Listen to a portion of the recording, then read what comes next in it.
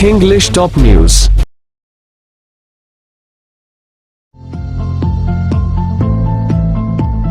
जातीय जनगणना को लेकर बिहार के 10 राजनीतिक दलों के नेताओं ने प्रधानमंत्री नरेंद्र मोदी से दिल्ली में मुलाकात की।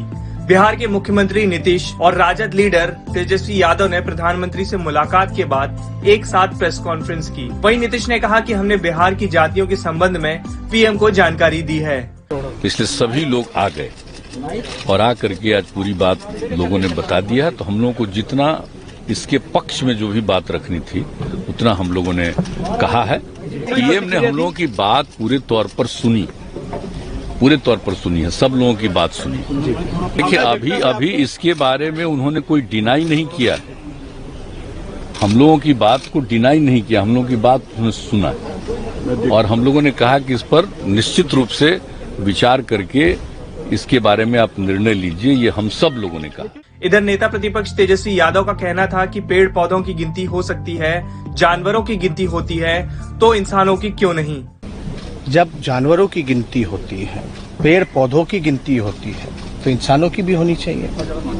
SC ST का होता रहा है और धर्म के आधार पे भी जो है, रिलीजन का भी जो है, वो उसकी भी काउंटिंग होती है। हम ये जानना चाहते हैं कि हो क्यों नहीं होना चाहिए। जब आपके पास कोई साइंटिफिक आंकड़ा है ही नहीं तो आप कल्याणकारी योजना तो कर ही नहीं सकते। केंद्र सरकार लोकसभा के मानसून सत्र में केंद्रीय गृह राज्य मंत्री नित्यानंद राय से जातीय जनगणना नहीं कराने की घोषणा करा चुकी है। पर अब देखने वाली बात होगी क्या इस मुलाकात के बाद केंद्र जातीय जनगणना के लिए राजी होती है या नहीं।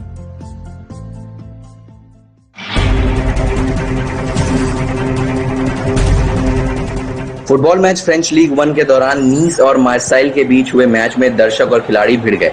इस दौरान दर्शक मैदान में घुस गए और जमकर लात घूंसे चले। दर्शकों ने खिलाड़ियों पर बोतलें भी फेंकी। ये मैच एलियांज रिविएरा स्टेडियम में खेला जा रहा था।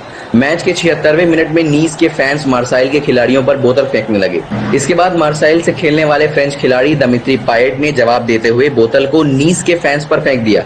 इससे फैंस और गुस्से में आ गए और वो मैदान में घुसने लगे। इसके बाद येलो वेस्ट में मौजूद सिक्योरिटी गार्ड्स ने फैंस को रोकने की कोशिश की पर वो नाकाम रहे। फैंस और खिलाड़ियों के बीच जमकर विवाद हुआ और लात घूंसे चले। इस हाई वोल्टेज ड्रामा के बाद मार्साइल की टीम ने खिलाड़ियों की सुरक्षा का हवाला देते हुए मैच को रीस्टार्ट करने से मना कर दिया।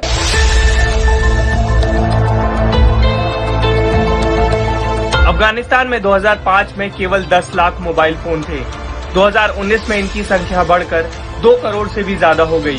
यहाँ की 70% आबादी के पास मोबाइल फोन है। अब यही फोन तालिबानियों को अपनी हुकूमत कायम करने का जरिया दिख रहा है। तालिबानी शहरों में सोशल मीडिया पर कई संदेश जारी कर रहे हैं। लोगों को भरोसा दिला रहे हैं कि सभी के लिए आजादी है। उसके उलट एयरपोर्ट पर लड़ाके गोलीबारी कर रहे हैं, लोगों को धमका रहे हैं।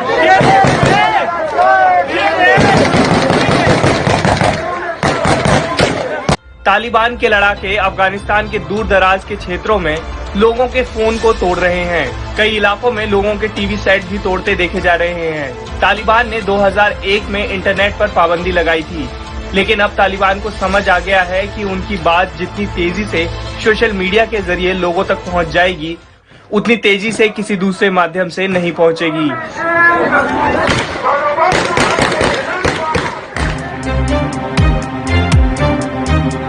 पंजाब कांग्रेस के अध्यक्ष नवजोत सिद्धू के सलाहकार मालविंदर सिंह माली अपने फेसबुक पेज पर इंदिरा गांधी का एक स्केच पोस्ट कर विवादों में घिर गए हैं। माली ने 1989 में पब्लिश जनतक पैगाम नाम की पंजाबी मैगजीन का कवर सोशल मीडिया पर शेयर किया है। इसमें दिख रहा है कि इंदिरा गांधी इंसानी खोपड़ियों के ढेर पर खड़ी हैं और उनके हाथ में मौजूद बंदूक पर भी एक खोपड़ी लटक रही है। कांग्रेस नेताओं के विरोध के बावजूद उन्होंने फोटो नहीं हटाई। इससे पहले उन्होंने जम्मू कश्मीर को लेकर भी विवादित पोस्ट किया था। सिद्धू के सलाहकार माली को कैप्टन अमरिंदर सिंह ने कड़ी फटकार लगाई है।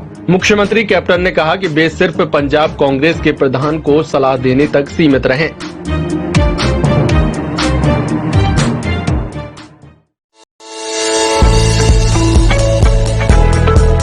देश के एथलीट्स का जलवा बिखरना जारी है। वर्ल्ड अंडर-20 एथलेटिक्स चैंपियनशिप में शैली सिंह ने सिल्वर जीता है। लड़कियों के लॉन्ग जंप इवेंट में शैली ने कामयाबी हासिल की है। इस चैंपियनशिप में भारत का तीसरा मेडल है। जिस तरह शैली का मेडल खास है, उसी तरह उनके स्ट्रगल की कहानी भी देश के युवाओं के लिए बहुत इंस्पायरिंग है। झांसी की रहने वाली शैली के पास बचपन में अच्छे जूते नहीं थे। उनकी काबिलियत को star athlete Anju Bobby George के पति ने पहचाना था। 17 साल की शैली ने गरीबी और मुश्किलों को मात देकर आज देश का नाम रोशन किया है। उनकी मां सिंगल मदर है। उन्होंने सिलाई के काम से अपनी तीनों बेटियों को बड़ा किया है।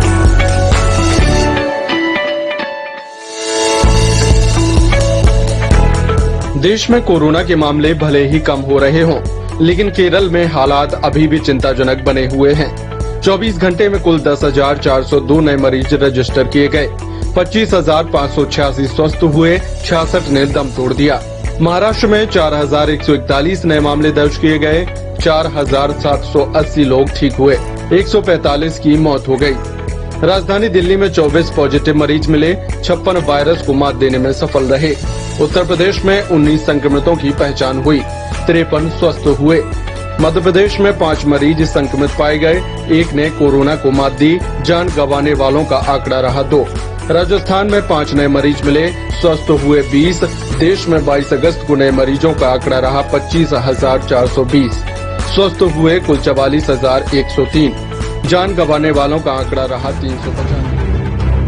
पंजशीर जीतने के लिए भारी संख्या में तालिबानी लड़ाके रवाना हो चुके हैं। वाहनों पर सवार तालिबानी सैनिक घाटी की तरफ कूच करते हुए नजर आ रहे हैं। माना जा रहा है कि दोनों ही पक्षों में तगड़ी भिड़ंत हो सकती है। खबर है कि अहमद मसूद के लड़ाकों ने 300 तालिबानी सैनिकों को मार डाला है, कई घायल भी हुए हैं, लेकिन तालिबान ने इसे खारिज कर दिया। साथ ही पंजशीर के 2 जिलों को जीतने का दावा भी किया है। वहीं दूसरी तरफ तालिबान का मुकाबला करने के लिए अहमद मसूद ने भी कमर कस ली है। विद्रोही नेताओं के साथ साथ अफगान फौज के भागे हुए सैनिकों को भी एकजुट कर लिया है। बताया जा रहा है कि उनके पास कुल 9,000 से भी अधिक लड़ाकों की। काबुल एयरपोर्ट पर गोलीबारी की खबर है। जर्मन सेना के मुताबिक एक तालिबानी सैनिक मारा गया है, जबकि 3 घायल हो गए हैं।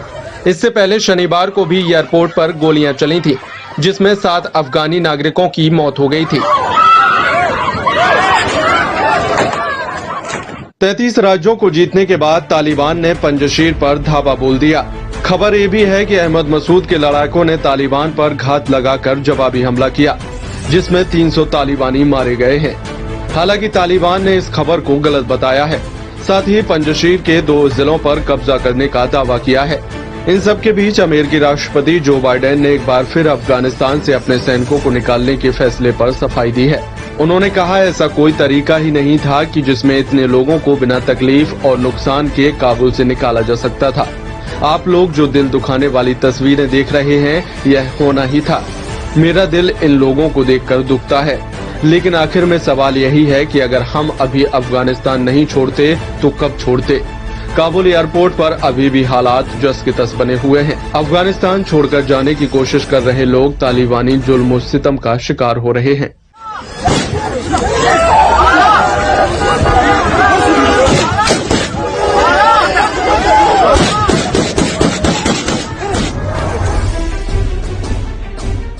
मैं जाति आधारित जनगणना को लेकर लंबे वक्त से मांग कर रहा हूं। यहां तक कि हमने बिहार विधानसभा और राज्य विधान परिषद से इसे मंजूरी मिलने के बाद कई बार केंद्र को प्रस्ताव भेजा है। हर जनगणना से पहले जाति आधारित जनगणना की मांग उठने लगती है। ऐसा क्यों? क्या इससे पहले ऐसी कोई जनगणना हुई है? और इस मसले पर केंद्र और राज्य सरकारों के बीच क्या तालमेल है? अंग्रेजी शासन के बीच साल 1881 में पहली बार देश में जनगणना हुई थी। तब से लेकर साल 1931 तक जनगणना में जातिवार आंकड़े पेश किए जाते थे। इसके 10 साल बाद जब 1941 में अगली जनगणना हुई, इसमें जाति के अनुसार आंकड़े तो जुटाए गए, लेकिन इन्हें जारी नहीं किया गया। आजाद भारत में हुई 7 जनगणनाओं में सरकार ने सिर्फ अनुसूचित जाति और अनुसूचित जनजाति के आंकड़े पेश किए, बाकी जातियों को इसमें शामिल नहीं किया गया। तो जनगणना के बीच जाति वाले एंगल की जरूरत कहां से आन पड़ी? सब चुनाव का बोलबाला है। आंकड़े होंगे तो आरक्षण नाम के ढोल को तेज बजाया जा सकेगा। इसे ऐसे समझिए, देश में एससी और एसटी वर्ग की जनगणना होती है, आबादी के हिसाब से ही इन्हें आरक्षण दिया जाता है, लेकिन ओबीसी वर्ग की जनगणना नहीं होती, इसलिए इन्हें आरक्षण देने का फिलहाल कोई आधार नहीं है। अगर जातिगत जनगणना होती है तो इसका एक ठोस आधार होगा। इसी से शैक्षणिक, सामाजिक, राजनीतिक और आर्थिक स्थिति के हिसाब से मदद दी जा सकेगी। अक्सर ओबीसी जाति वाले नेता इसकी मांग उठाते दिख जाते हैं और ऊंची जाति वाले नेता मुद्दों को दबाते नजर आते हैं। नीतीश कुमार, तेजस्वी यादव, मुकेश सहनी जैसे नेता इसकी मांग करते रहे हैं। वहीं केंद्र सरकार इस मसले में दो नावों पर पैर रखकर चल रही है। पहला इसका पक्ष और दूसरा इसका विपक्ष। एक तरफ गृह मंत्रालय ने बजट सत्र में राज्यसभा और मॉनसून सत्र में लोकसभा में इस तरह की जनगणना से इनकार किया। वहीं साल 2018 में उस वक्त के गृह मंत्री राजनाथ सिंह जनगणना की तैयारियों पर एक मीटिंग कर चुके हैं। हमने आपको जातिगत जनगणना के बाद लोगों को मिलने वाले फायदे के बारे में बताया, लेकिन केंद्र सरकार जातिगत जनगणना से दूरी बना रही है। ऐसा क्यों? पिछले कुछ चुनावों से ओबीसी वोटरों में भाजपा की लोकप्रियता बढ़ी है। ऐसे में भाजपा को डर है कि अगर जातिगत गणना हो जाती है तो क्षेत्रीय राजनीतिक दलों को केंद्र सरकार की नौकरियां और शैक्षणिक संस्थानों में ओबीसी कोटे में बदलाव के लिए सरकार पर दबाव बनाने का मुद्दा मिल जाएगा, क्योंकि पूरी संभावना है कि ओबीसी की संख्या केंद्र में मौजूदा आरक्षण से नौकरियां कर रहे लोगों से कहीं ज्यादा है। इससे भाजपा को चुनौती देने का एजेंडा तलाश रही क्षेत्रीय पार्टियों को नया जन्म मिल सकता है। और ऐसा नहीं है कि केंद्र ही जाति आधारित जनगणना कर सकती है। 2014-15 में कर्नाटक के तत्कालीन मुख्यमंत्री सिद्धारमैया ने सामाजिक एवं आर्थिक सर्वे करवाया था, लेकिन ये कवायद विवादों में ही घिरकर रह गई। वोट का बड़ा तगड़ा खेल होता है। इस खेल में आगे जो भी होगा हम आपको बताते रहेंगे।